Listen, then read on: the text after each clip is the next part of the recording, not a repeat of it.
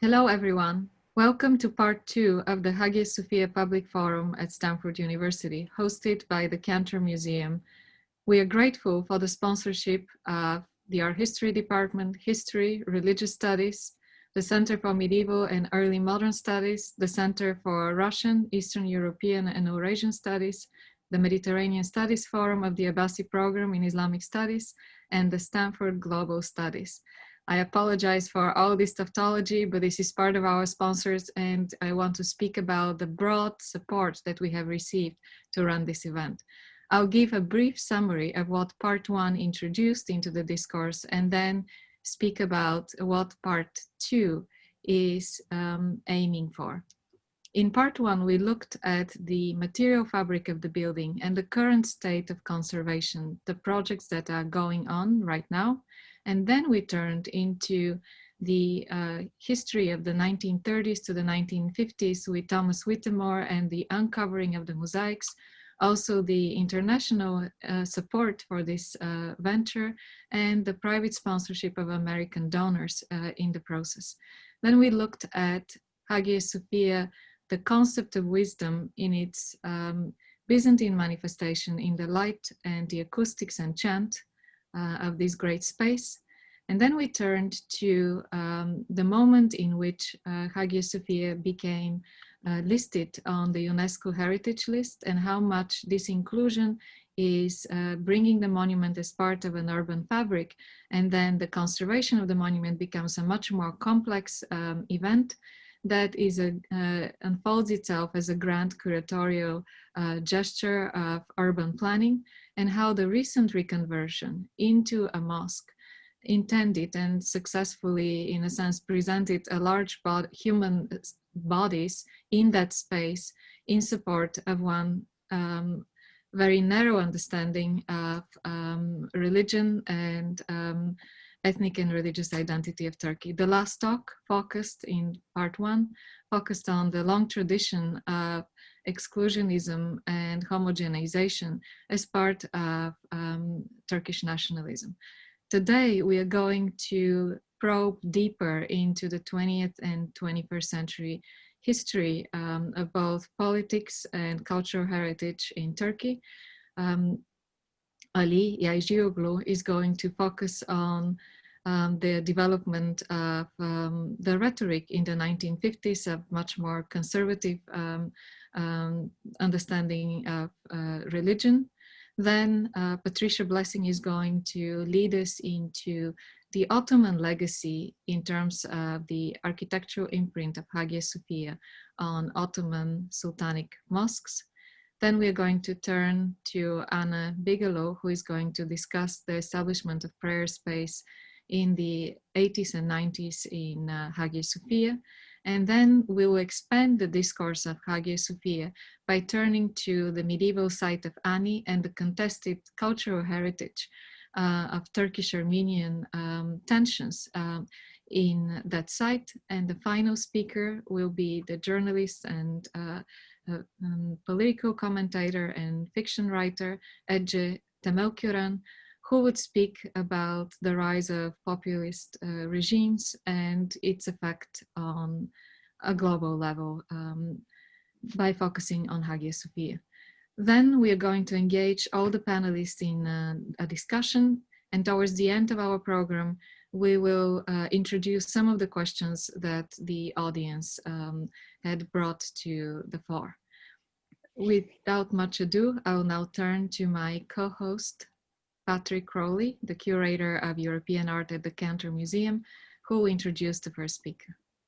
Thank you, Bissara. My name is Patrick Crowley. I'm the Associate Curator of European Art at the Cantor Art Center here at Stanford. Given the historical and cultural significance of Hagia Sophia's modern life as a museum, the Cantor is especially excited to host this interdisciplinary event. The structure of our program today includes presentations by 5 panelists who will speak for approximately 10 minutes each. Afterwards, the panelists will have a chance to engage in a discussion with one another for 20 minutes, which will be followed by a 10-minute Q&A session with the audience.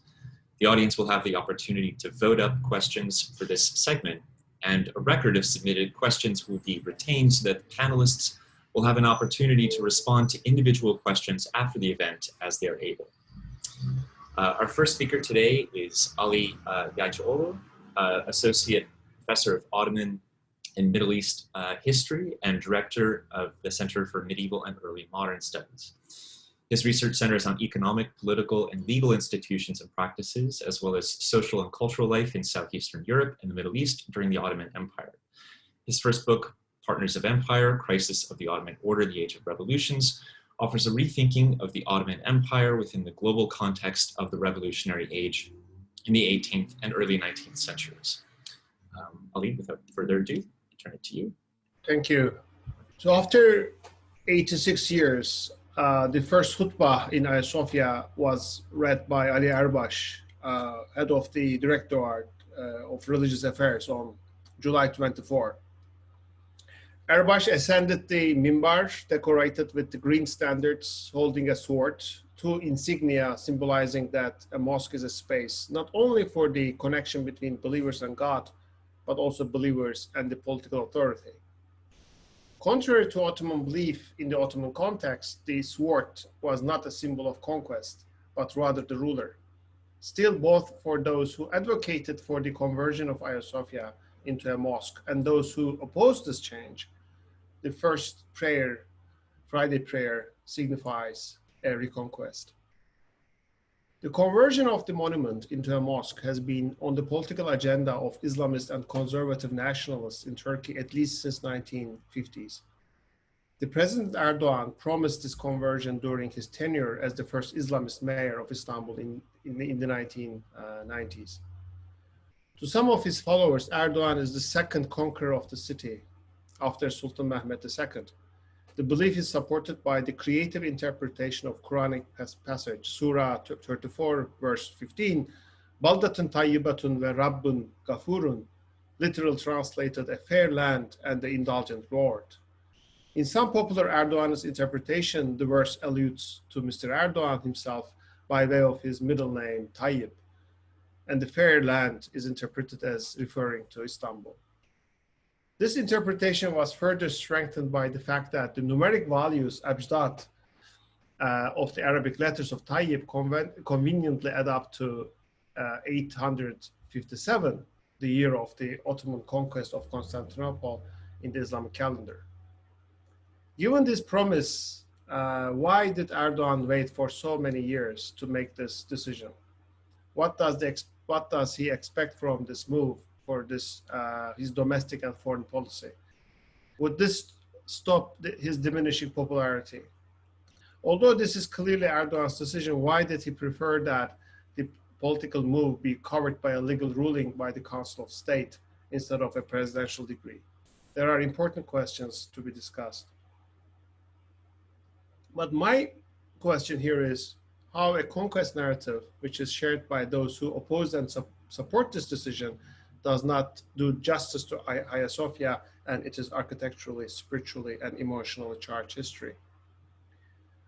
I argue that both supporters and opponents of the decision in Turkey, in the United States, and Europe share a narrative of conquest based on Ottoman, Byzantine, mosque, church, Muslim, Christian, and secularism, Islamism binary. Those who oppose the decision often focus on the building as a Christian monument, which was converted into a mosque by the Ottomans as a result of conquest in 1453, into a museum by Atatürk in 1934 as a result of his secular policies, and now back into a mosque by an Islamist populist leader. This narrative emphasizes how a Christian monument survived in a Muslim context from the Ottoman Empire to secular Turkey and today's new regime. Those who are in favor of the decision, namely Islamists, conservatives, and nationalists in Turkey and some other Muslim countries, emphasizes a conquest narrative as well. For them, conquest legitimizes the conversion. It gives a new meaning to the building. It changed its ontological nature. Conquest was an eschatological event which caused a reborn of Hagia Sophia as a mosque. Therefore, for the advocates of the last decision, turning Hagia Sophia into a museum was a sinful act, but also a concession to the West, which has deeply hurt pious Muslims. It was a symbol of self-colonization on the part of the founders of modern Turkey. The recent decision also argues that because of Hagia Sophia was a part of Mehmet II's endowment, its status as a mosque could not possibly have been removed. This is effectively rendering the 1934 decision illegal or illegitimate. First of all, I would like to suggest that in 1934, the Turkish government's decision to turning the building into a museum was much more than a gesture to the West. For the founders of the Republic, this decision symbolized a new claim to Turkey's history. It was a matter of confidence rather than the concession. They thought that they were able to change the status of the most sacred building of the Ottoman Empire and transform it into a museum. This is a demonstration to demystify the Ottoman imperial and religio-political narrative.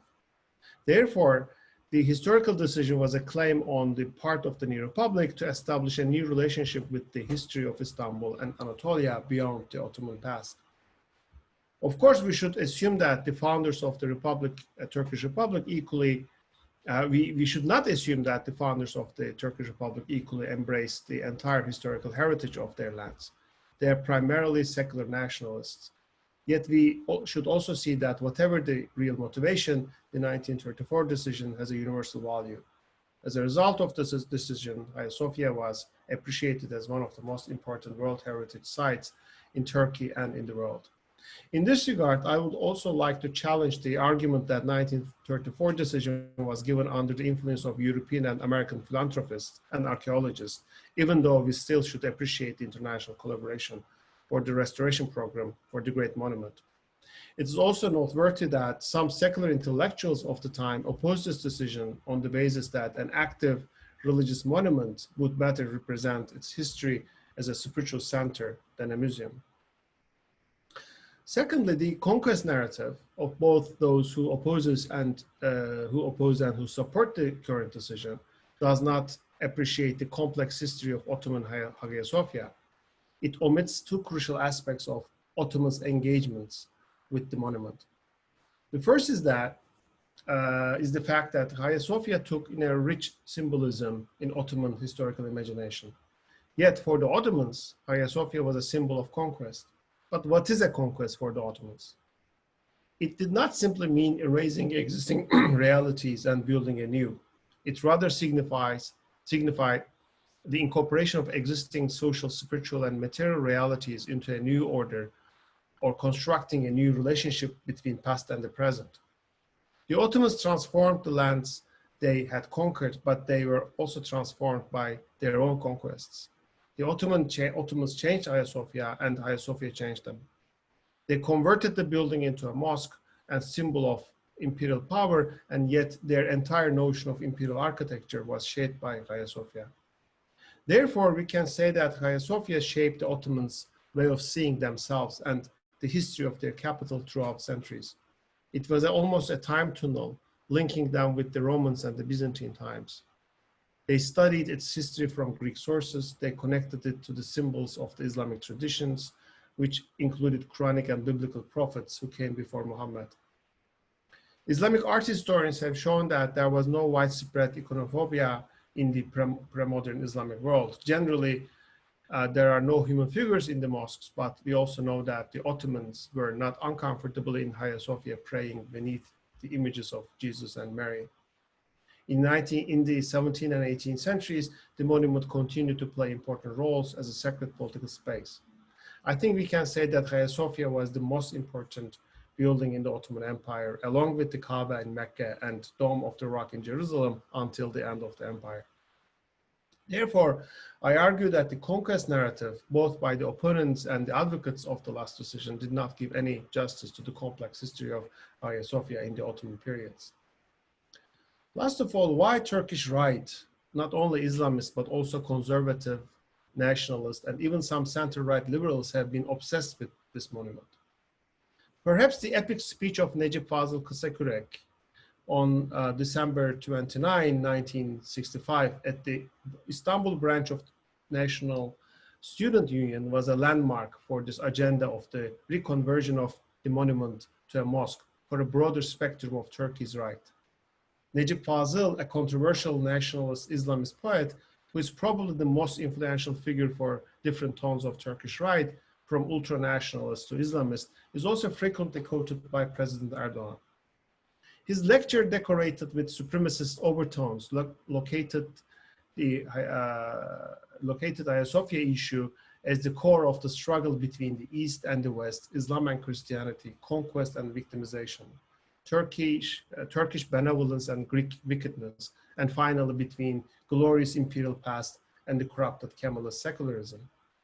Needless to say, the splendor of Hagia Sophia as a mosque signifies the superiority of Ottoman and Islamic past, and museumization in 1934 for Kösekerek symbolized subordination, self-enslavement, and corruption.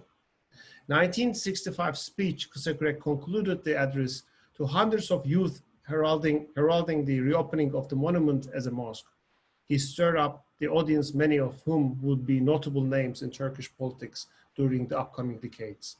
Quote, "Youth, I cannot say it is today or tomorrow, but Hagia Sophia will be reopened as a mosque. Only those who have doubts about the Turks' survival on the soil can doubt whether it will be reopened," end quote. Since 1940s, Hagia Sophia, along with several other symbols, has united and mobilized different ideological positions in Turkey with a shared nostalgia, aspiration, and the call for Turkish Islamist and imperial supremacist claims. For them, Hagia Sophia symbolized both Muslim and Turkish superiority, along with the conquest narrative. But surprisingly, it also signifies a victimhood, a top-down and autocratic, even colonial decision of the elites to the pious Muslims. This dual nature of Hagia Sophia cause has united different groups coming from diverse political and ideological orientations, from nationalists to Islamists, from Ottoman romantics to neoliberal conservatives. But why did Erdogan pick this very moment to use this, as my friend Yektan Türk Yılmaz called, super weapon, which is very valuable for a right-wing leader? For many, whatever the immediate motivation, this is a move to celebrate the end of Kemalist regime and its secular legacy. Even for some observers, this move can trigger further radical decisions against the old regime for the final victory of Erdogan, including the proclaiming the caliphate. I'm not a Kemalist romantic. I'm rather of creating a new democratic republic in Turkey. But in many ways, I should admit that Hagia Sophia's conversion to mosque signifies the end of the old regime with its gains and its shortfalls. Whatever this decision does not symbolize, however, this decision does not symbolize the creating a new regime. It was rather an imaginary or fictive restoration of the Ottoman past, and without any sincere engagement with its complex and multi-layered history. Overall, there are not many reasons to be optimistic, other than knowing that Hagia Sophia will endure, but those who claimed on it will not.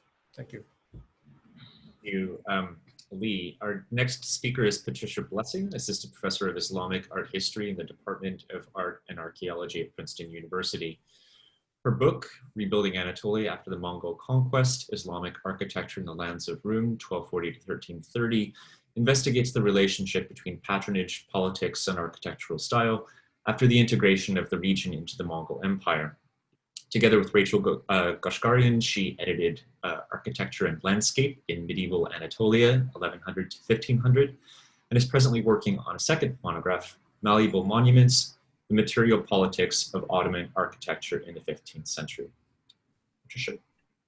Thank you, Patrick, for the introduction. And I'd also like to thank the Cantor Center and Bissera for inviting me to speak today, and the Abbasi program in Islamic Studies at Stanford for hosting me as a visiting scholar this year. Hagia Sophia has a long history as an Ottoman monument, beginning with the conquest of Constantinople in 1453. Today, I will not focus on aspects like its Ottoman use and transformation, such as the covering up of its mosaics in the 17th and 18th centuries, but rather on how Hagia Sophia became a crucial model for Ottoman imperial architecture. Three structural aspects of the monument were central in this: the large central dome, the vast open space that opened underneath it, and the scaling half and quarter domes building up to the central one. While Hagia Sophia became a model for Ottoman buildings, it also continued its life under Ottoman rule itself, with numerous restorations and additions such as the minarets and 4 mausolea, including 3 built for Ottoman sultans. The model of Hagia Sophia was picked up for sultans' mosques, beginning with that of Mehmed II, built in the late 15th century, although the building that you see now is the result of reconstruction after earthquake damage in the 18th century. This interest in Hagia Sophia reached its highest point in the 16th century in the work of architect Sinan. He first designed such a monumental sultanic mosque with the Süleymaniye in Istanbul, where the model of the domes rising to its central peak was adopted. The mosque, however, was part of a much larger complex, which included schools, madrasas, fountains, as well as the mausolea for Süleyman the Magnificent and his wife Hürrem. The largest, in terms of its dome diameter, Ottoman Sultanic Mosque modeled on Hagia Sophia is the Selimiye in Edirne.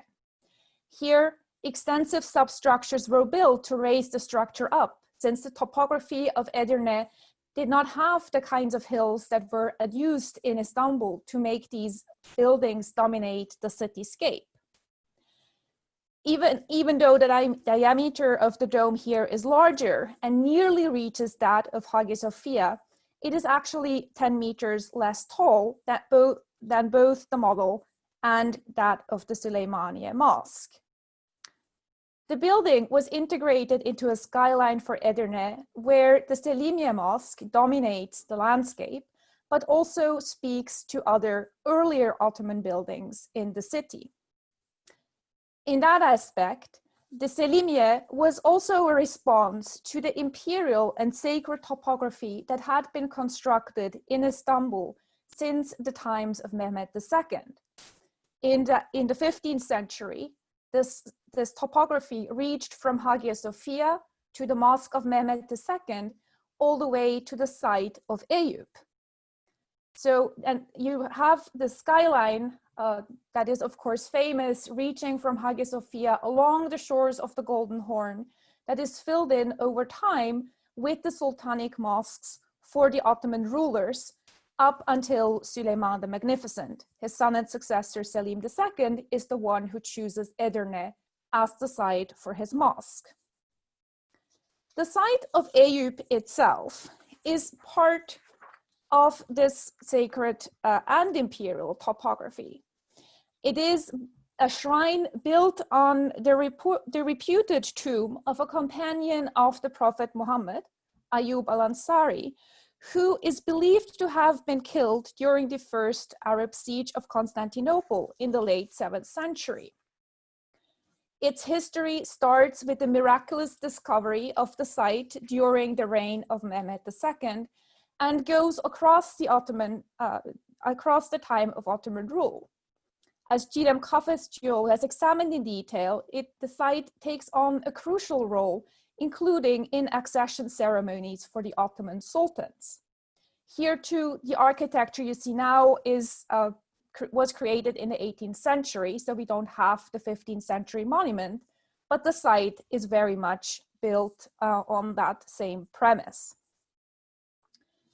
The model of Hagia Sophia continues to be used for Ottoman mosques in the 17th century, with the Sultan Ahmed Mosque, better known perhaps as the Blue Mosque, and the Yeni Cami on the shores of the Golden Horn. After that, we get a long hiatus in using the Hagia Sophia and Ottoman Sultanic Mosque model, even for the construction of monumental buildings. When we get to the early years of the Turkish Republic in the 1920s, we enter a period in which very few large mosques are built, in part as an expression of the secular nature of the new state. This changes, however, in the 1950s, tying into that same right-wing nationalist discourse that Ali just highlighted in his talk. And the first project is launched for not Istanbul, but Ankara which does not have any large sultanic mosques. A site is picked for the so-called Kocatepe Mosque that is located across inside of the monumental mausoleum that is built for Mustafa Kemal Atatürk. And so you have a very strong ideological tendency, as Bülent Batuman argues, for picking this site. However, the first design for the mosque that is approved is a modernist one. It has nothing to do with the historicizing mosque architecture, picking up on Ottoman models that we have perhaps become to expect. What happens, however, is that construction of Dalokai's design is interrupted by the military coup of 1960.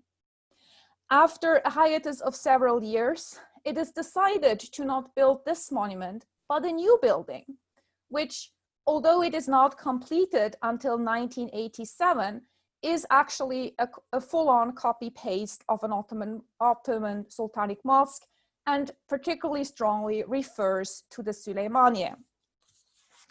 When this building is completed, and even as its design is approved, it comes to a shock for the architectural community of Turkey. As Bülent Batuman suggests, the mimicry involved in it, that's in part self-orientalizing and in part nostalgic, is a complete switch away from modernist, very diverse mosque architectures that had been built over several decades before this. However, this choice becomes hugely popular, and particularly beginning in the 1990s, and more strongly so under the AKP government led by now President Erdogan, this kind of mosque architecture becomes the architectural embodiment of political Islam. The most recent result of this style is the Camlıca Mosque in Istanbul, just opened last year, which is a monumental building that can accommodate thousands and thousands of worshippers. Buildings like this have been built across Turkey over the last decades. They've also been built with Turkish support in other parts of the world. And they are an expression of both the Turkish leadership over the Muslim world that Erdogan has been striving to achieve, although much less successfully in the last few years than perhaps earlier on in his tenure. In this architecture, the Ottoman past is glorified, and these larger and larger mosques also signify a dominance of Sunni Islam. This dominance is not just asserted over non-Muslim communities, an aspect that has often been mentioned in connection to the conversion of Hagia Sophia from museum to mosque, but also over the larger Alevi community. So new constructions, as well as the transformation of Hagia Sophia from museum back to mosque, are part of the architectural politics of the Turkish government and of an ideological political Islam. Thank you so much, Patricia. I'm going to keep moving right along here on to our next speaker, who is Anna Bigelow, Associate Professor of Islamic Studies in the Department of Religious Studies here at Stanford. She received her MA from Columbia and PhD in Religious Studies from UC Santa Barbara with a focus on South Asian Islam. Her book, Sharing the Sacred, Practicing Pluralism in Muslim North India, is a study of Muslim majority community in Indian Punjab and the shared sacred and civic spaces in that community. Bigelow's current projects include a comparative study of shared sacred sites in India and Turkey, and an edited volume on material objects in Islamic cultures. Great, thank you so much. Thank you, Patrick and Bisera, for organizing, and to all the participants. It's been really a treat to hear everybody's perspectives. Coming from religious studies, it's always interesting to hear how religious spaces are read and construed through other disciplines. So that's been helpful and intriguing for me. So the opening of the Hagia Sophia as a mosque in July 2020 is really just the latest example, as we've heard already today, of how Recep Tayyip Erdogan and his allies are redefining Turkey's constitutional secularism to reflect their conservative religious sensibilities and to assert their national sovereignty. We heard from Ali earlier about how this has a much deeper history as well, and I think that provides a really helpful background for what I wanted to discuss.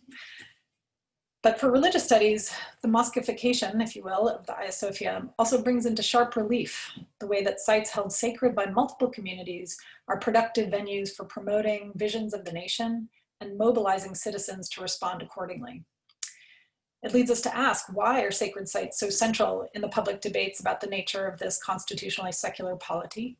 And further, what are the strategies by which a regime not only claims the right to declare the Hagia Sophia a mosque, but also how they validate it among the wider public? So every transition, even the construction of the building itself, has been a part of religio-political projects that framed the rightful rulers as true and proper custodians of the Hagia Sophia. This leads to our question about why monuments are so central in the process of claiming a national identity.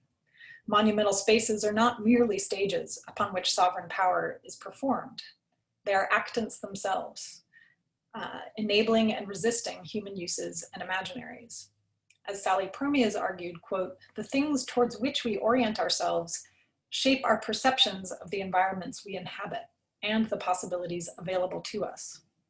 So sacred spaces are acting upon us even as we act upon them.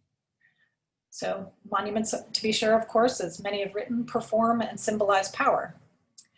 They may offer glimpses of the original intent of their creators, but they also shape and are shaped by the social systems that continually produce, perform, inherit, reconfigure, control them.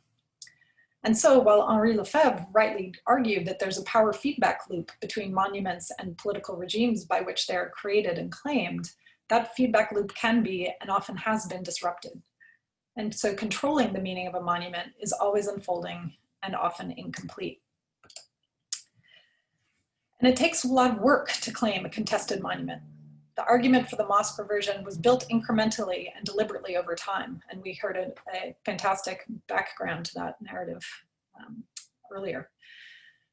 Religio-political agents have tested the proverbial waters in various ways in recent times, through advocating for pilgrimage to the site, prayer at or near the site, the mosqueification of other Hagia Sophia church mosques/museums in Turkey. All the time experimenting with the popularity and the palatability of these various strategies. So these efforts involve multiple layers: the use of judicial and legislative processes, the production of social memory through ritualization and narrativization, countering minority theological claims with majority apologetics, and appealing to pride, patriotism, and populism. Promoting majoritarian worship in shared spaces is a way of performing and defining the nation itself by mobilizing and moving bodies, by exerting efforts to control the interpretive possibilities available to the populace. Though, of course, local Christians are not a real political or demographic threat to the regime, real and perceived anti-Christian discrimination does continue to undermine multilateral relations for Turkey, with NATO, with the EU, with UN, with the US to some degree, or to varying degrees. It also sends a message to other religious and ethnic minorities in the state, signaling that if the regime can do this to the most internationally famous and beloved site in the country, they can act with impunity in pretty much any case they choose. So I'll just breeze through this part. Of course, we know that Turkey's constitution has provisions for the freedom of religion, but also contains a strong assertion of the rights of the republic to ensure the indivisible integrity of the state. And this has functionally meant near total control of religion by the state. The Turkish form of secularism is not identical to the US version, but in both societies, just by way of comparison, we can see that in the last decades in particular, a sector of the majority religious community has coalesced around perceived grievance, discrimination, and anti-religious policies. And these perceptions, real and not real, have been very productive in terms of mobilizing politically coherent and sustained action from these sectors of society. So one element in AKP's process of claiming the nation for majoritarian religious politics is through the redefinition of secularism itself to mean rejecting enmity towards religion, which is already a somewhat grievance-oriented reading of the constitutional provisions, and framing attitudes and practices which disturb pious people as anti-democratic and as acting in contradiction of human rights. So deploying this internationalist language of rights in service of this changing concepts. However, the strategies we're most concerned with today are those involving sacred space. One of these strategies involves these test cases. In Turkey, this has meant conversion of other church mosques that had become museums or become sort of inactive into active mosques. Though domestic and international objection has been raised following some of these actions, no substantial negative consequences to the government has really ensued. However, this is not true in case of the buildings themselves, which have received some negative consequences. As Pinar Aykaç has argued, the conversions have, quote, vandalized the buildings by hasty, unqualified, and even rudimentary restorations with extensive reconstructions. Another experiment has been the introduction of a prayer space that was first introduced in 1980 very briefly, and then reopened in 1991. This space is not accessible to or from the museum, but it's clearly a project that's enjoyed enormous state support. It's entered under the minaret towards closest to the Topkapi Palace, and basically is the passageway through which the Sultan would have entered into the main body of the Hagia Sophia, and the egress from this chamber is onto the platform, leads you to the platform from which the Sultan would pray. It's understood that this is a fulfillment of a waqf. Then, as Ali was talking about, this is clearly something that is sort of reclaiming the enduring authority of endowment law, that these are endowments in perpetuity and then therefore cannot be disrupted. Obviously, in more recent times, this project has received a lot more state support, including extensive renovations since about the mid-2010s. This has really been transformed with a new and a very intricate minbar and mihrab. The Imam's office here to the right in this image has a chamber with a portion of the kiswa, the cloth covering that goes over the Kaaba in Mecca, that is distributed by the Saudi government to allies and supporters, and as sort of a mark of authority. Not everybody gets a piece of the kiswa, to say the very least. It proceeds in a sort of series of awkwardly spaced rooms that, as you can see by the direction of the prayer lines on the carpet, are not very effectively oriented, just as the main prayer space is not very typically oriented in the direction of Mecca. But the last chamber right before entering into the main body of the building has been restored in the late 2010s to have images of Mecca and Medina, which the Sultan could have contemplated as he waited to, or as he passed through to go to prayer. The Ottoman Sultan, though being the custodian at many stages of Mecca and Medina, was often not able to go, or almost never could go to Mecca and Medina himself as a matter of prayer. So this is one of the other strategic experiments, but we can see others where we see the growth of popularity of public rituals, such as occasional efforts by individuals to pray inside the Hagia Sophia, and increasingly spectacular crowds praying outside, especially on the anniversary of the conquest, all expressions of majoritarian grievance that also serve to demonstrate the strength and commitment of those desiring the Hagia Sophia to be an active mosque again. There's also occasionally been exhibitions and performances within the space that are used as signs of what the site should really be. There are massive online petitions as well. And since the conversion, the government has been at pains to point out that over 1.5 million or so people have come to pray at the Hagia Sophia. So to bolster the claim that this is the popular will is being enacted here. Other experiments in mosquification come from government officials on various occasions. One such moment, it was the affective, theological, and legalistic claims made by Bülent Arınç in a speech at the Hagia Sophia at the opening of a textile museum in the complex in 2013, when he said that the building itself was sad. You were looking at a sad Hagia Sophia now, towards the end of this quotation, in its current non-mosque state. and that as a nation of laws, Turkey must abide by laws, and that by law, a mosque could not be used for other purposes than as a mosque. It's a somewhat tautological argument, to be sure, but it also really deftly interweaves this multi-layered claim. And publicly, at least, often and after this declaration by Arinç, Erdogan himself would usually respond to these calls for the opening of Hagia Sophia by saying, first, we should fill Sultan Ahmet, the blue mosque across the plaza, which was often not overfull during times of prayer. And so he often would deflect this. So it's really only recently that he wholeheartedly came behind this, though, as Ali pointed out, this has been an inconsistent position on his part.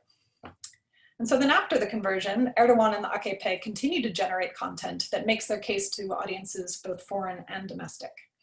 The shape of these arguments reveal both their own strategies in authenticating their claims and also their sense of what the most effective and affective counter-arguments that they must address might be.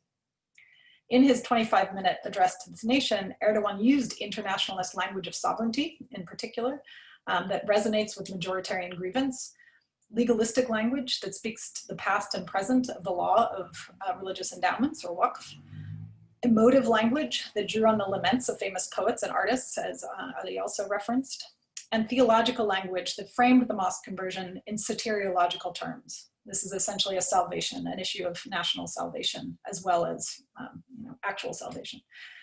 He also characterized the objections to the conversion as Islamophobic and xenophobic, which is always an argument that will find an audience.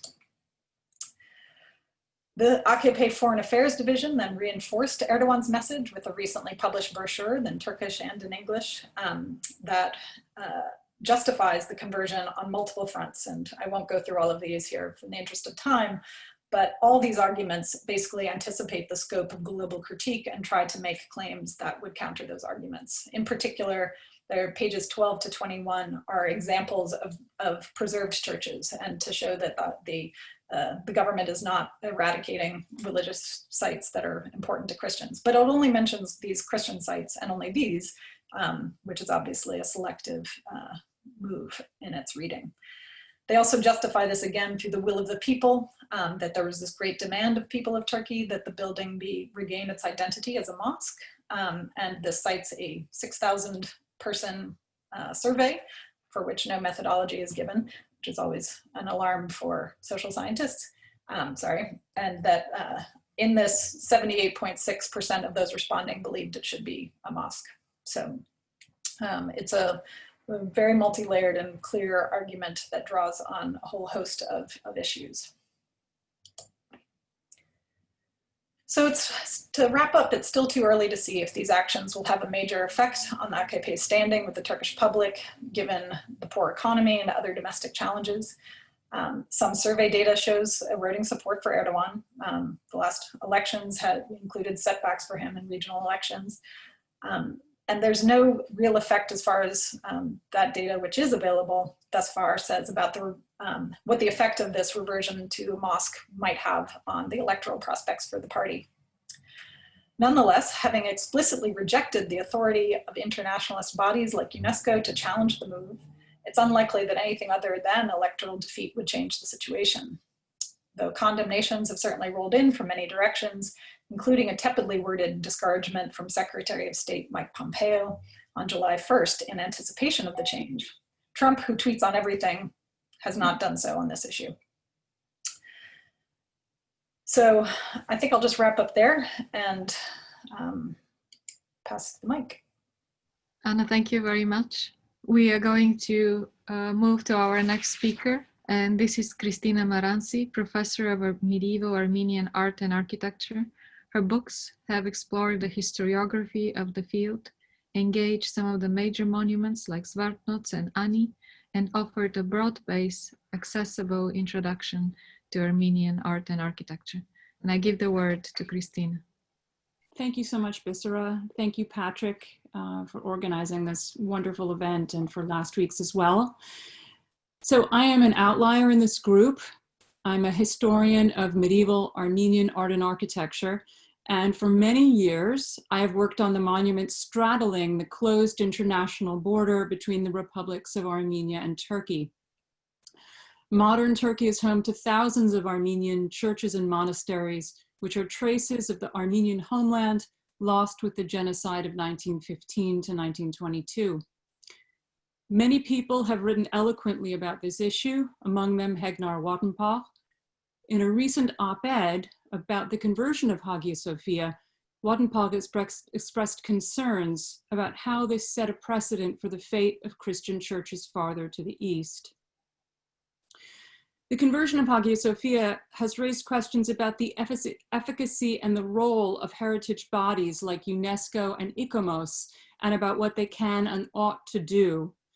And in this connection, Bisera and Patrick have asked me to speak about my work with the World Monuments Fund, the private nonprofit organization based in New York, as well as about the possibilities and challenges in managing Christian heritage in the modern day Turkish Republic. So in my short time, I will share with you some of what I've learned on the ground, and also give you a sense of what have become, for me, guiding principles in my work, in hopes that they may provide a useful perspective on Hagia Sophia. And I'll try to keep this brief. So my involvement with the World Monuments Fund began with the Church of Mren, a remarkable inscribed, sculpted, and frescoed Armenian church dating to the 7th century.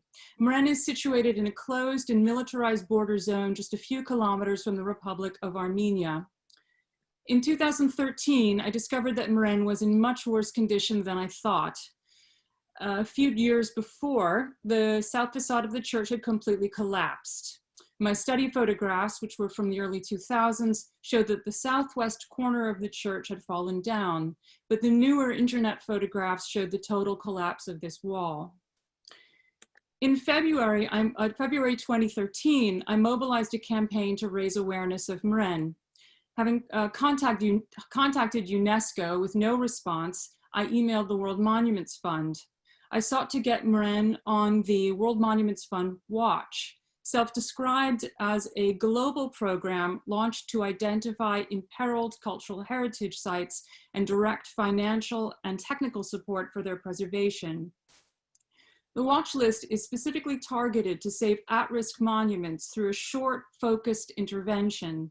For example, Hagia Sophia was on the inaugural watch in 1996, and then again in 1998 in response to water damage caused by cracks in the roof and by rising groundwater levels. Mren was successfully listed for the years 2014 to 2017. Mren is not as structurally complex as the Hagia Sophia, but work at the site presented a remarkable set of challenges. The 2015 site visit required the combined permission of the Ministries of the Interior, the Ministry of Culture and Tourism, and the Ministry of Foreign Affairs. Permits were all obtained with the stewardship of the World Monuments Fund, who also arranged grants from the State Department, and more particularly the US Ambassador's Fund for Cultural Preservation, and from the US Embassy in Ankara. The project was endorsed and supported throughout by Osman Kavala, longtime friend and associate. I owe him a great debt of thanks for mobilizing his NGO, Anadolu Kultur, in support of this project, among many others. The Mren team included a seismologist, restoration architects, historians, engineers, diplomats, and administrators from all over the world. This team was tasked with assessing the condition of the church, the site, and its archaeology, as well as gauging community interest, access, and security. We did visual inspection and documentation, including 3D laser scanning.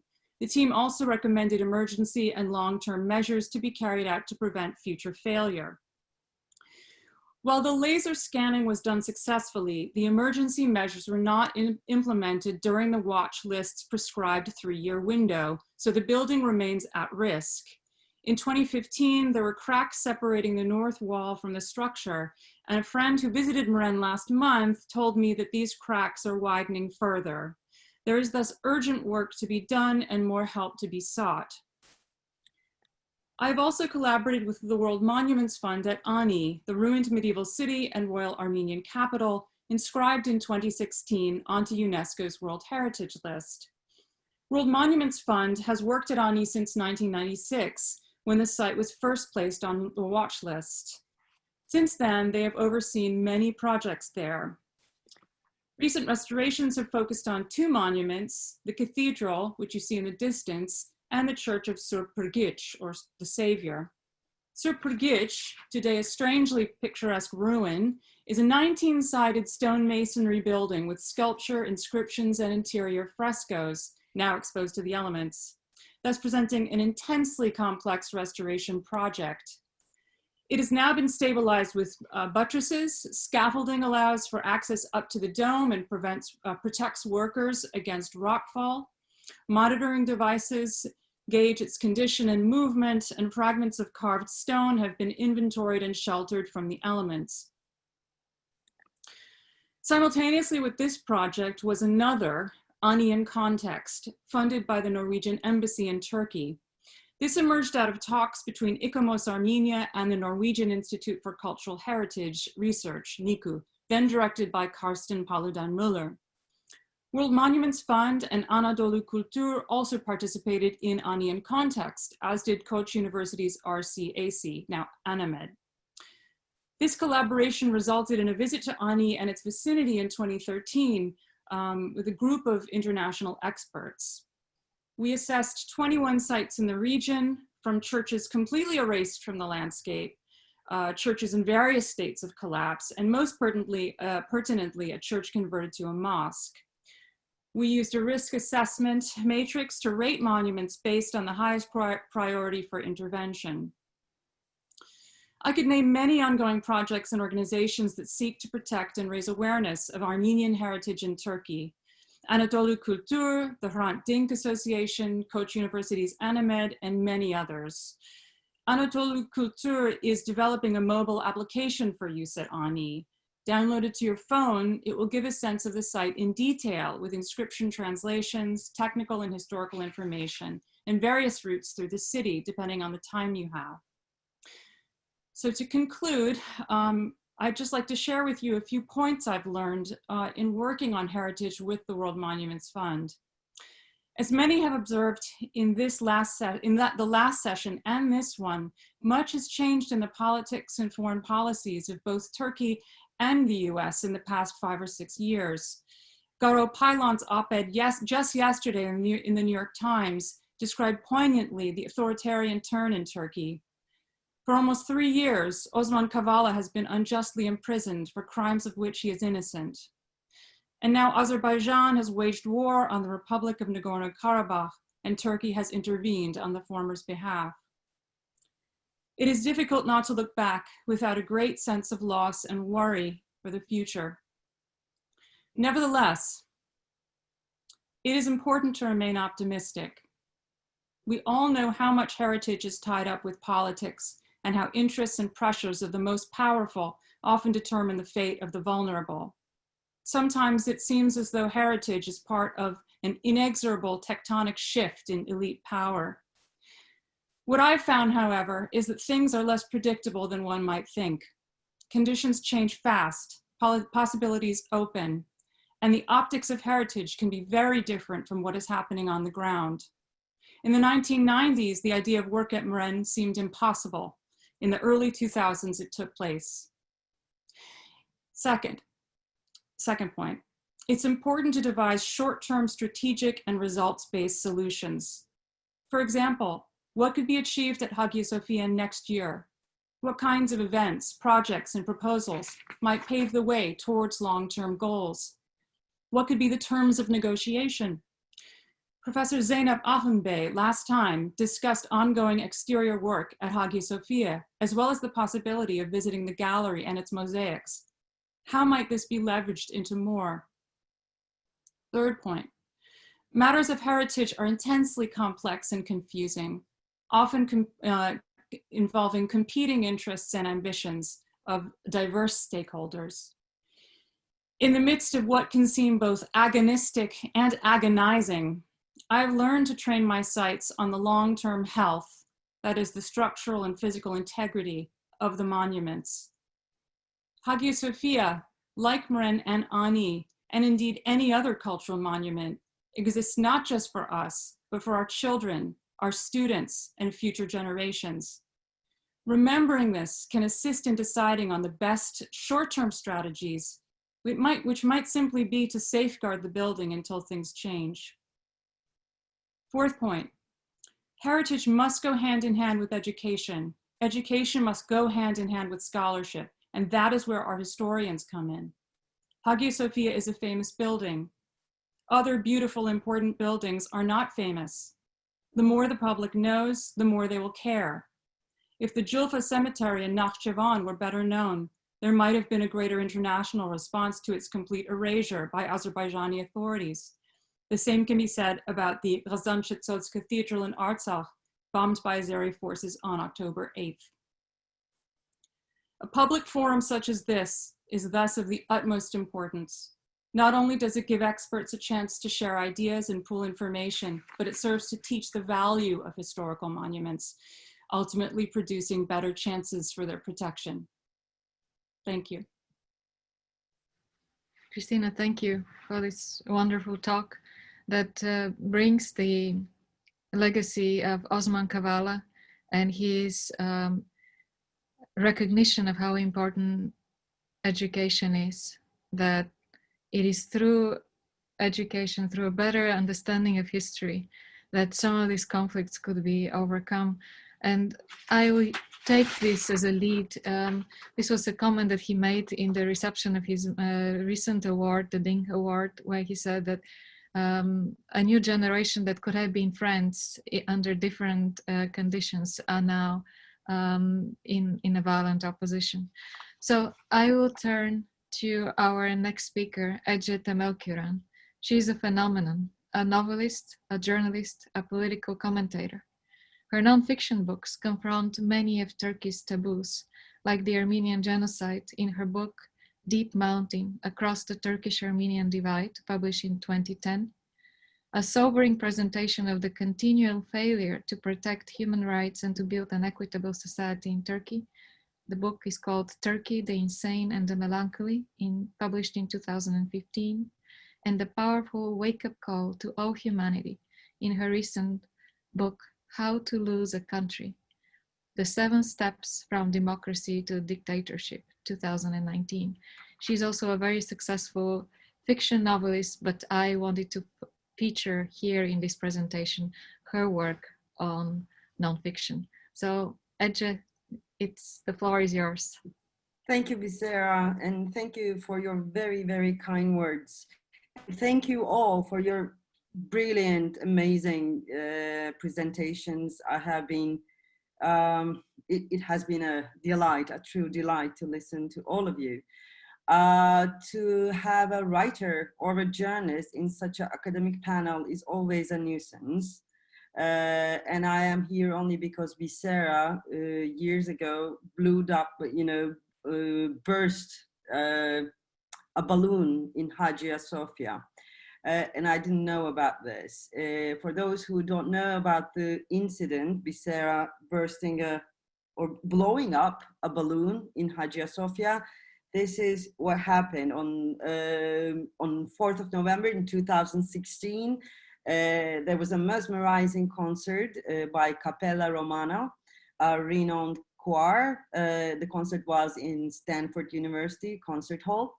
And the title of the concert was Hagia Sophia Reimagined. And the audience listened to Byzantine chants and as they were heard in Middle Ages in Hagia Sophia. The choir's voice was filtered through an algorithm created by Stanford's Center for Computer Research in Music and Acoustics.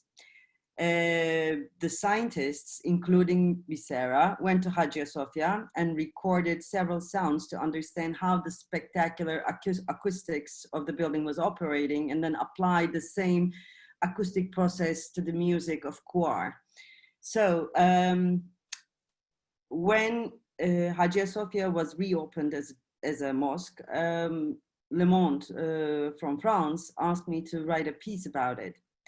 And being a former journalist, political commentator, and a writer, as Bisera told, I had to gather most of the things you've been talking about to make a short piece which ordinary people who does not know anything about Turkey, the complex issue of Turkey, and who does not, who did not really hear about Hagia Sophia, I wrote a short piece. And in that piece, I tried to explain what Christina actually talked about a few minutes ago, that this building actually do not belong to us, neither to us nor to AKP or Recep Tayyip Erdogan, because it is striking me to, it is very striking to listen to all of you, because all the fuss created around Hagia Sophia today is created by those people who do not know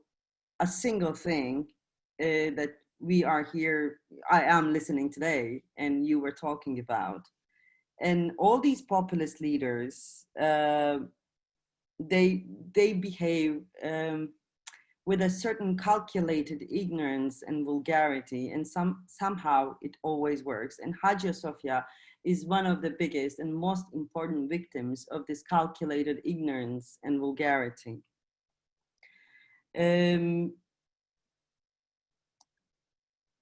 On the day of the concert in Stanford, Istanbul, the city where Hagia Sophia is, was too noisy with sounds of jingoism and this calculated ignorance and vulgarity. So such a work of finesse went completely unheard. It was only a few months after the coup attempt, 15th of July in 2016, and amidst the noise, many were leaving the country silently, one of them being me. They were the ones who surrendered to the fact that only the voices of vulgarity and violence would reign in Turkey. On the night of the coup attempt, the Salah, the special prayer that is performed during the death, after the death, called from 90,000 mosques. We're making it clear that Turkey, they know, wouldn't be anymore.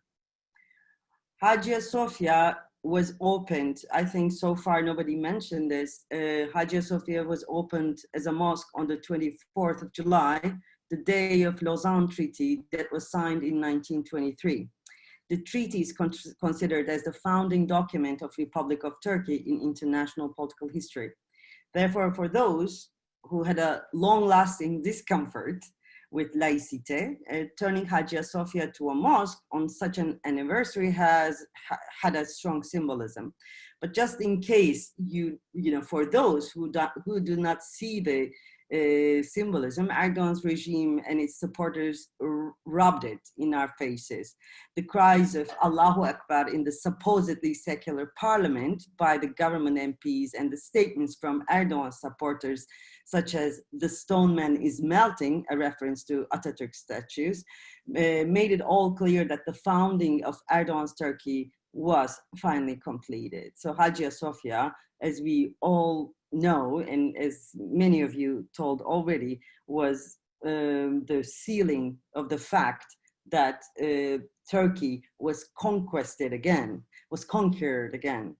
Turkey is an interesting country, and you know this already. I mean, like the panelists already know this. We have a very interesting and almost schizophrenic relation to our past. When we were growing up, there was this one map in our classrooms, and the map was always the same. There was this Western countries, Balkans and so on, and there were the Middle Eastern countries and USSR then, I am that old, and USSR and the Middle Eastern countries were grayish yellow, whereas the Balkans and the European countries were colorful, lively, detailed with city names and the rivers and everything. Turkey was obviously in the middle as the biggest country. So it was an ideological presentation, of course, a representation. The map was telling us, go west, look at west, everything is there, life is there. In this grayish, yellowish part of the world, Middle East and USSR, there's nothing happening. Dirty Arabs and camels are wandering around that, so there's nothing to see there. So focus on west. We were both, we were constantly sucked in between these two things, our relation to East and our ideological target as the West. and our relation to our history was not completely different than this. It was also an existential vacuum. Ottomans were magnificent, but also corrupted. So we were the descendants of them, but we were rejecting them. So this tension was very alive, and time to time it was invigorated with political intentions, obviously. So Hagia Sophia is obviously part of this, but you know, there is a historic importance of the matter, but also when Hagia Sophia was reopened as a mosque, there was an international climate, and there was a quite complicated situation, as it is today, in terms of Turkish foreign politics. So Hagia Sophia, reopening Hagia Sophia as a mosque came as the biggest political distraction that Erdogan has used so far. While everyone was busy with the museum-mosque dispute, a list of massive matters became invisible. Some of them were natural gas and oil drilling in South Mediterranean, and the problems it created with Greece, establishing a multiple bar system for lawyers that will ruin the already damaged justice system, many high-profile political prisoners, one of them being Osman Kavala. And you know, there were several other things ongoing, like Syria situation, and you know, constant problems with Russia and so on. So the cathedral was used as a distraction, obviously, but also it was a symbol of Erdogan making it sure for the rest of the world that now Turkey is almost an Islamic republic, or took a very big step towards that. Those who follow his masterful distraction politics were already tedious with such moves. However, his devotees at the moment are, you know, they were all busy with witch hunting of those who try to express the fact that the sovereignty of a country cannot monopolize the shared inheritance of humanity. The regime spin doctors went far enough to say that this is a milestone towards Al-Aqsa. The political Islamist aspirations that Erdogan supporters call the cause were totally unleashed, and amplified noise of the cause did not anymore let any other voice of finesse to be heard, let alone be amplified, neither in Hagia Sophia or elsewhere. Having said this, what Becerra and the scientists from Stanford did in Hagia Sophia, recording the acoustic process in the building, inspired me a lot, and that's why I wrote about it in Le Monde, because Hagia Sophia has been there and will be there probably, and AKP, Erdogan, and his supporters, all the fuss they're creating will be another thing that is just passing by, almost leaving no mark on the building, or at least I'm hoping so. I'm not living in Turkey anymore. Since 2016, I'm living in Zagreb. And one of the reasons is this vulgarity and calculated ignorance, and how violent it can get. I have seen how violent it can get, and it did. And Osman Kavala is a friend of mine. So today, talking about how to protect Hagia Sophia also means a lot to me in terms of, you know, because I'm thinking it also applies to how are we supposed to protect Osman Kavala, who's been in prison since 3 years now. But I do think that time is a patient matter. It can wait long enough for those who do not know any other language than shouting to eventually lose their voices.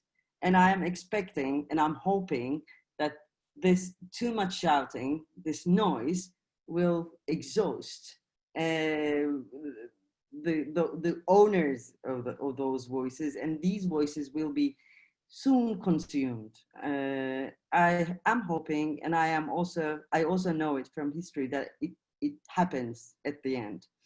So what Becerra and the Stanford guys and the a cappella choir, the choir did, showed me actually that the sound can travel in time as well, not only space, but also in time. So what we are all trying to do, Osman, all those people who are trying to save these places, we are trying to make our voices travel in time so our generation will not be embarrassed before our children. And we are trying to keep a memory alive. We are like the guardians of a memory. When Christina was talking about Cathedral of Meran and Ani, I remembered my reportage, my interviews around those places. It is rather tragically funny, I would say, because when you ask the villagers around old Armenian churches, when you ask about the church or monuments, they always say the same thing. They say, oh, they're from prehistoric times. And it is very understandable when for those who know Turkish history, because the year 1923, the foundation of Turkish Republic, is year zero. So before year zero, it is prehistoric times. And then when you dig even more, when you dig deeper and you keep on asking questions, they finally mention the name of Armenians. And then when you ask them, so where are they now? And they answer, they went. And you ask, where did they go? And they always show a bridge or a road and they say, they went from here. And as if there is no end of that road and there was no time before 1923, their eyes go blank and their minds go into this strange, emptiness, so to speak. And we are all doing these things because we don't want such a big monument like Hagia Sophia to go into that void, not to be lost in that void of memory. And I thank you all. You are doing something amazing, and I am very honored to be among you, to be one of the voices. But we are going through some very hard times. We are trying to save human lives, and there are people who are trying to save buildings and trees and the sea and the air and so on. So there's a lot to protect, and sometimes one does not know where to start. But I think Hagia Sophia is a good place to start, because when Becerra made her presentation in the first panel, she said, and I didn't know that, by the way, Sophia meant wisdom. So I think we will all have to protect the wisdom in these times of political and moral insanity. And Hagia Sophia can be the symbol of it, I think. Deserves to be the symbol of it. So thank you very much. Thank you, Ece. Now the floor is open for all the panelists to ask each other questions. And I will start to get us warmed up to the discussion. And I would like to turn to the importance of the short-term goals for the preservation of a monument, and also the much larger idea about knowledge of history, education, and teaching the complexity of monuments and the complexity of such sites on which identities are built. So I'd like to turn to all the speakers to hear, maybe starting with the two art historians, Christina Maranzi and Patricia Blessings. Patricia Blessing, what are the what short-term steps they see? And maybe Patricia, I'll start with you because Christina outlined them quite clearly. Go ahead. Well, for Hagia Sophia specifically, I think, I mean, one aspect of the transformation from museum to mosque that we've been seeing seems to be that any sort of information about the history of the building is now absent from the site. So I haven't seen it myself. I haven't been to Hagia Sophia since the transformation. But to my sense, these two things don't have to be mutually exclusive, right? There would be, as Ali and I wrote in an essay, there would be ways of quite inobtrusively introducing historical information about the building, its Byzantine history, its use as a church, its Ottoman history into the building. The fact that it is a mosque doesn't mean that there can't be any information panel, or there could even be an audio guide where you could even have some of the soundscapes of Hagia Sophia over the past. But I mean, that's something where I do think the fact that the administration of the building was moved from the Ministry of Tourism and Culture to Religious Affairs plays a huge role in that. The Ministry of Culture is where these kind of things are developed, and Religious Affairs so far has not demonstrated any kind of interest in them for any of the sites that they've been given in the last few years, including several of the ones that we saw in Anna's presentation.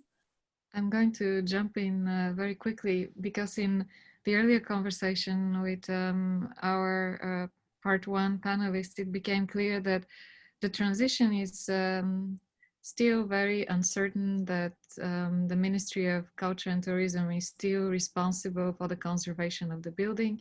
The use of the building is what will be part of Dianet's Institution for Pious Organizations responsibility. In other words, it's quite unclear how the stewardship of the building will continue in the future years. And I think all the more reason, in a sense, for the complexity of our voices to be heard at many different fora. I would like to bring in one other aspect that speaks to this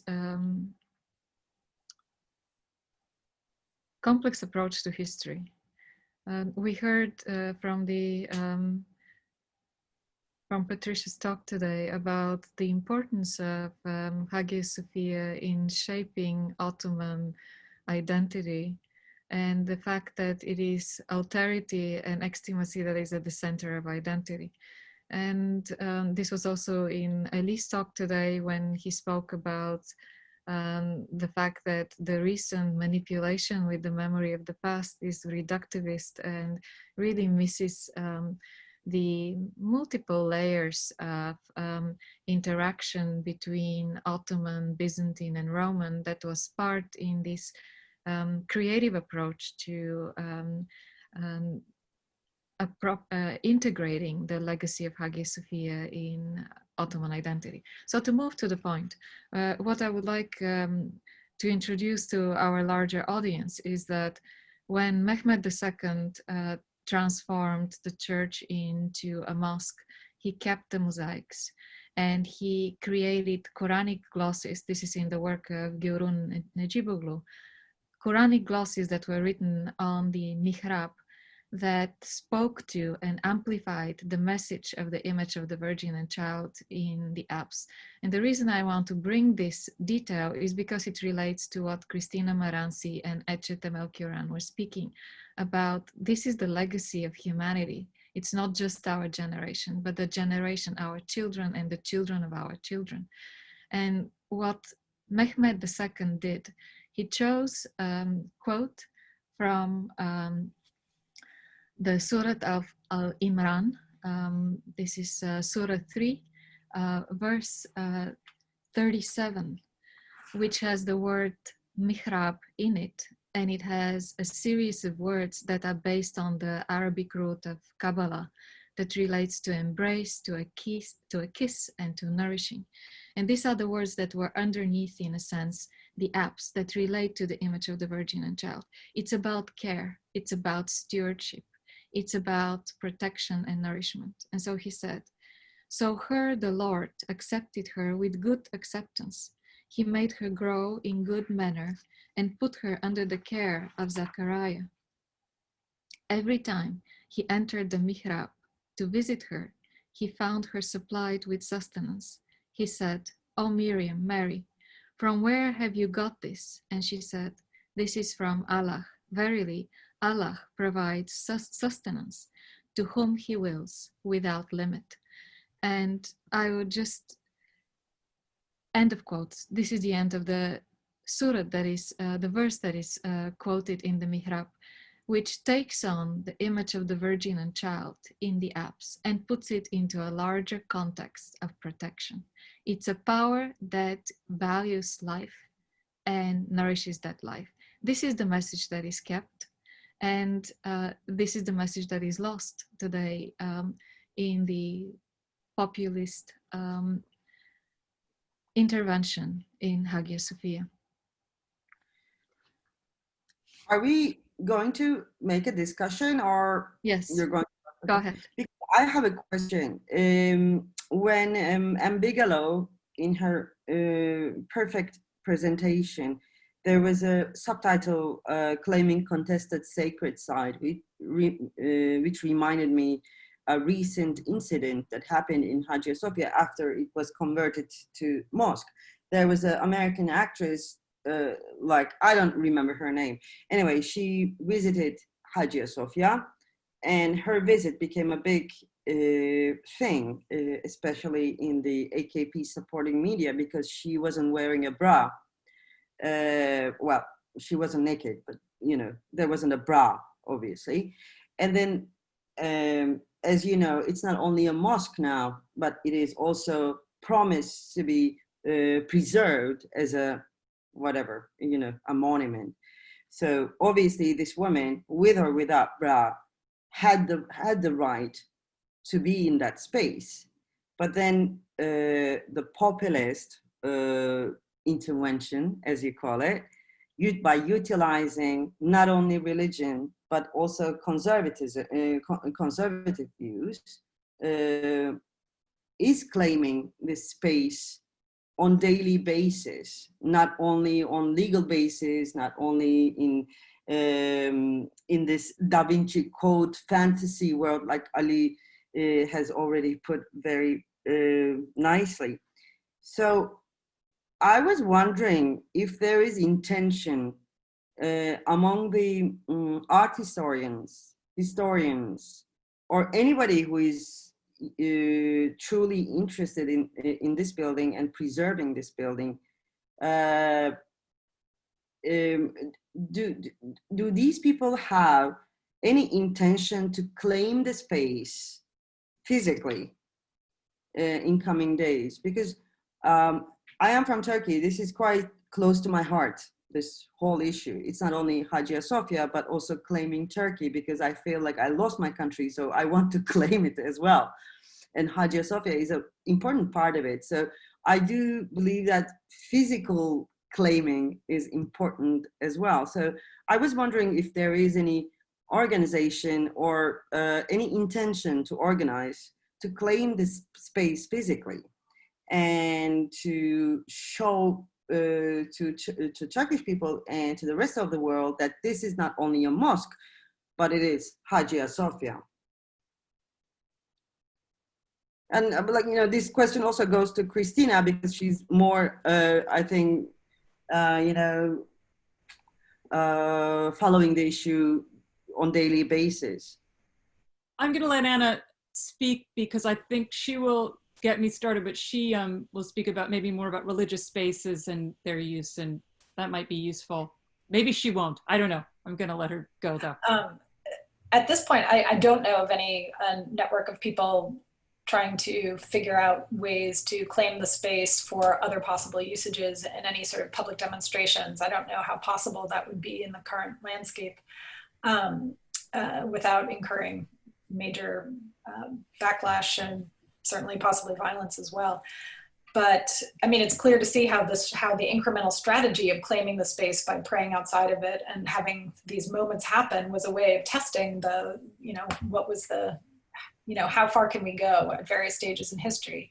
And you saw, even before the conversion, there was an actress model who, appeared naked in the Hagia Sophia as a kind of public protest. And that was, kind of or just maybe to get on the news. It's hard to know in some of these cases whether it's just an effort to make a statement of some kind rather than anything specifically about how this should be a certain type of space or not.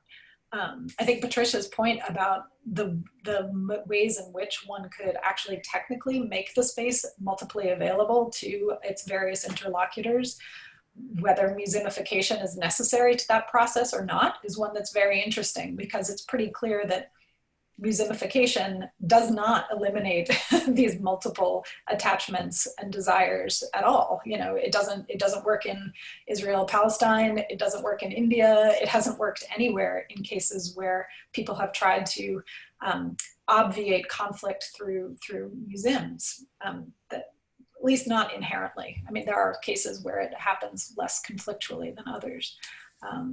And just briefly back to what Bissara was mentioning, that passage from the Quran that's over the mihrab is over many, many mihrabs. It is not merely the one at Hagia Sophia in relation to the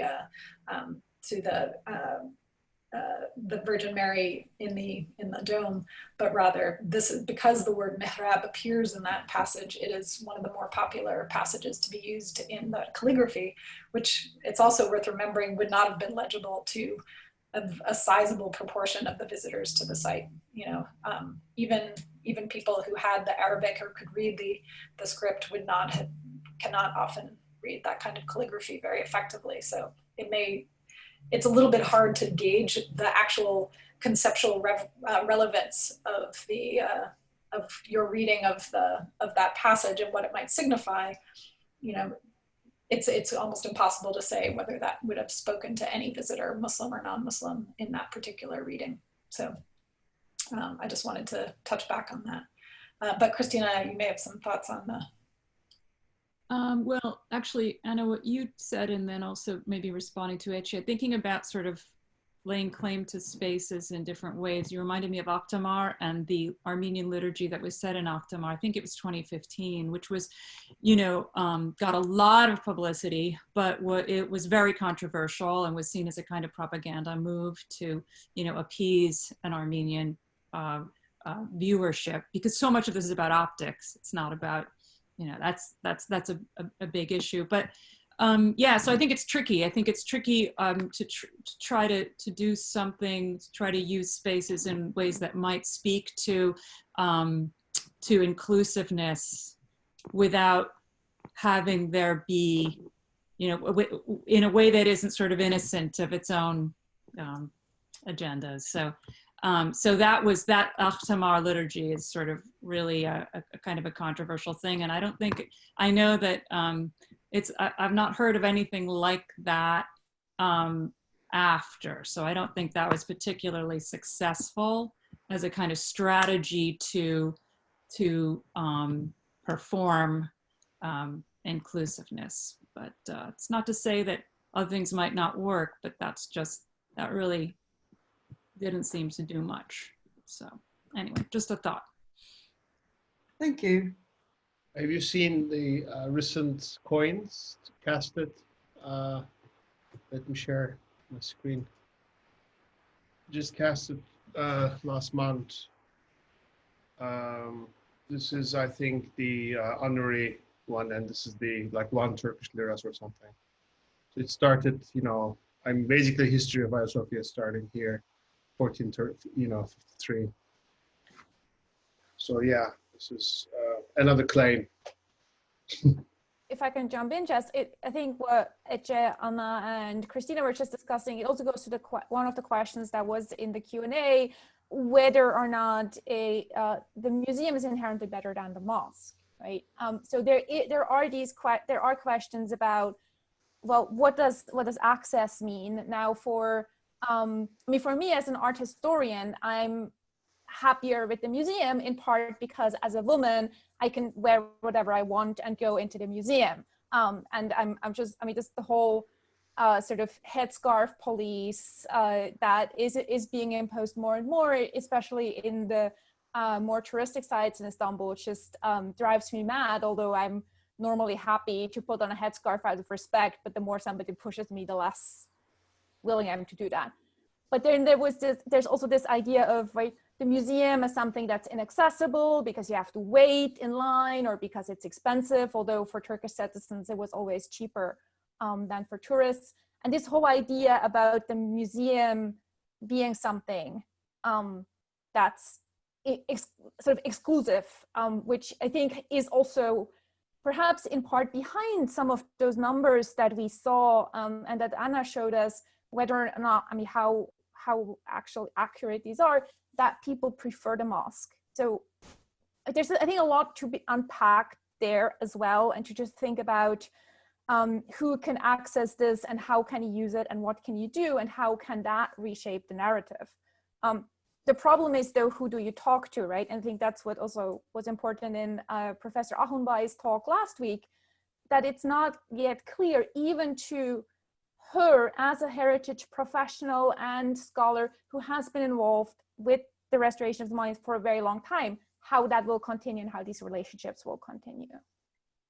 I think one other aspect that was brought in the presentations, and I would say to a very great extent in etches, is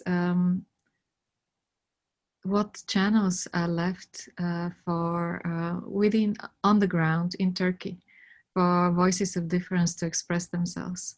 That Anna is speaking about how a regime could claim a contested site, but when you control the media, it is easier in a sense to impose that. And what happens with all these voices of reason that are leaving the country, are silenced or are in prison?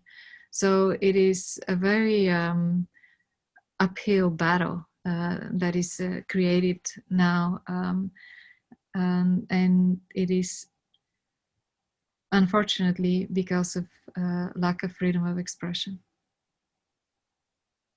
And I would like to turn with a question to Ali.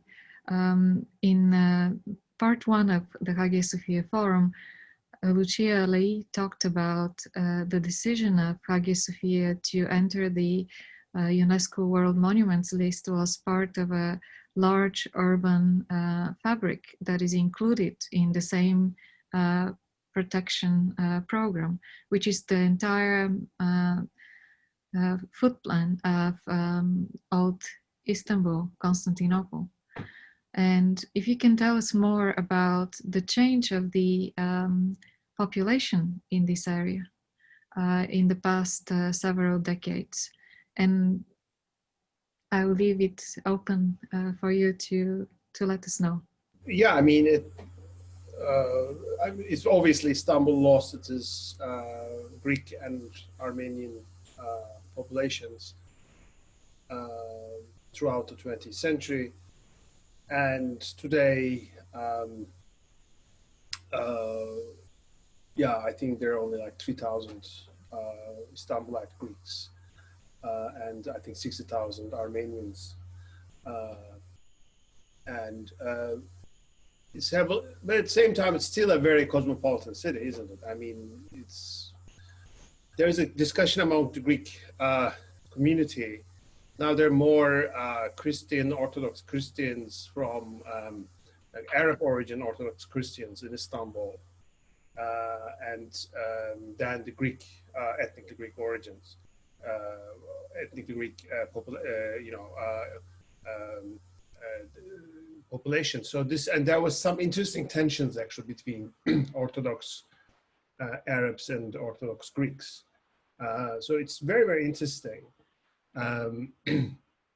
dynamics going on between different, religious communities. So it's still very, very cosmopolitan city. It's, the African population, Black population is growing. Black Christian population is growing, Catholic population actually growing in the city. the image that the city became more a kind of a homogeneous kind of urban fabric or demographics is not really true. And Istanbul is always like that. I mean, Istanbul, people claim to be from Istanbul, but I mean, who is from Istanbul? It's always like, people are coming and going, and it's an it's an imperial city for many thousand years, many hundred years, and now it is a very dynamic cosmopolitan city right now, despite the whole problems, heritage issues, gentrifications, whatnot. I mean, recent change in the municipality is hopeful. I mean, it seems that they are very alert about certain issues, towards certain issues. So, in that regard, I'm optimistic about certain changes, certain projects like Taksim project. Recently, there was a public I think, Patricia, what was it? Is a public for the Taksim project. Did you follow it, or anybody did? There was a contest, public contest about Taksim, and different projects, competed.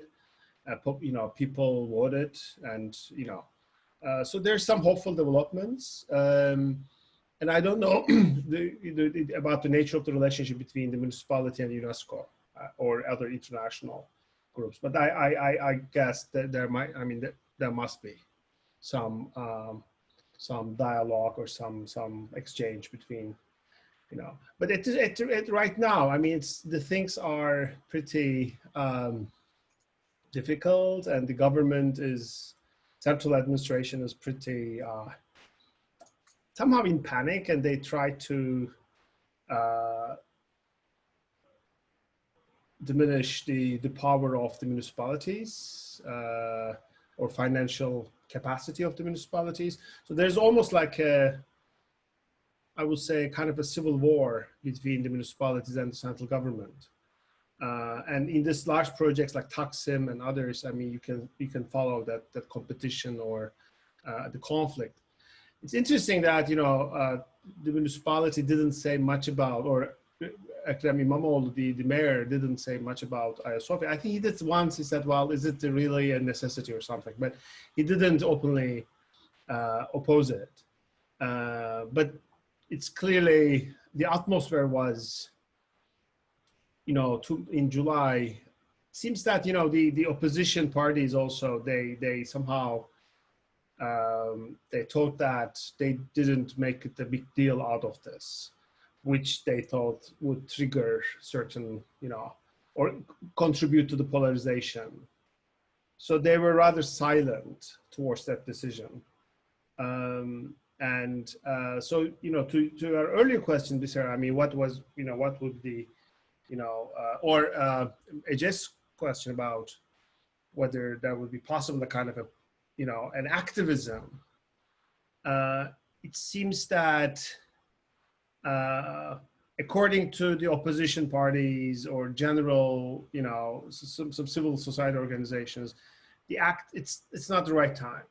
I don't know. This is my reading. I don't know what you say, Ece, about that. I mean, it seems that they don't want to make it a big deal, and they rather, be silent and. Well, they don't want to make a big deal, one, because obviously, as you said, it would contribute to the polarization. And also these municipalities are, the mayors are coming from the main opposition party, CHP. So they are trying to be centrist, so to speak, and they are becoming extreme centrists time to time. One of the examples is that Istanbul mayor, who is seen as the main political rival of Erdogan, the only possible political rival of Erdogan at this point, has bought Fatih Sultan Mehmet's Mehmet II's portrait from Christie's in an auction, which was Yeah, quite. Bellini portrait. Yeah. Exactly. I wrote a piece about it, but I don't remember how much was it. It was a lot of pounds, I remember. So it was a show off in terms of this claiming the past, claiming who is the descendant of Ottoman, who is more Ottoman than the other, who is, you know, owning the history, so to speak, claiming the history more. This created a lot of tension among the AKP supporters. You know, they couldn't own that portrait as the second conqueror of Istanbul, but the opponent did. I just wanted to make a point. I didn't mean neither activism nor musification when I say claiming, physically claiming space. Is everybody in the United States, by the way, except for me, all the panelists? Right now, yes, all of them are in the United States. Okay, great. We're in California, I would say. Yeah, I know. In 2016, when I said that you're going to have Trump as president, Americans were laughing at me.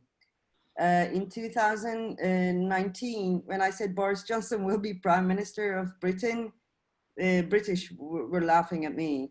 And they saw me as Cassandra. It is not that I am a Cassandra, I'm not foretelling anything. It's just there is a mechanism of populism and there are patterns that it works with. And these patterns are repeated in every country despite all the differences.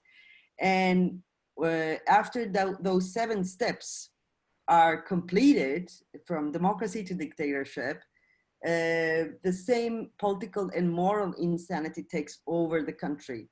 And there is a point, and I am very, very sorry to say this, there is a point that it all boils down to physical presence.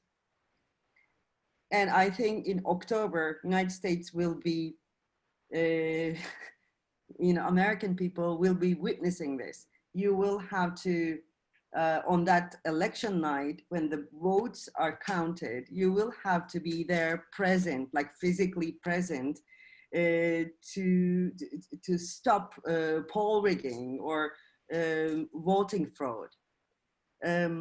So physical presence, intellectual presence is one thing, and it works until at some point it doesn't work, and you have to be there physically. So this is why I talked about physically claiming the space. I'm not talking about activism. I'm talking about, let's say, making such a panel when Corona thing is over, making this panel in Hagia Sophia itself. You see, it doesn't have to be, banners or no bras. You can wear a bra if you are willing to, or not. I am talking about doing serious work, but meanwhile being physically present there. Because when populism takes over the minds, it doesn't matter what you say. Because as I pointed out earlier, there is a calculated vulgarity and ignorance that is mobilized and organized, and there is almost no way to beat that narrative. It is almost like you can cure the blindness, but you cannot cure, the reluctance to see, sort of. So physical presence matters for that reason, because there comes a point, these populist regimes consider you non-existent, basically, legally, intellectually, emotionally, in every way. So in order to prove your presence, unfortunately, you have to physically show up. That's why I thought, being physically present in Hagia Sophia, or trying to do this might be interesting. It would challenge the main argument of we are preserving the place. We're not turning it into a mosque. This is what I wanted to say. I think for the purpose of time and sticking to time, we are quite over time. And what I would suggest is we have a series of questions that were asked by the audience, and many of them will be taken up privately by the different speakers. I would like to thank all the panelists for their excellent talks. We'll have a chance to continue the discussion in another hyperspace. And I would like to thank the audience for being attentive, for raising the questions, and for following this event. Thank you all. Thank you. Thank Thank you. you, everyone.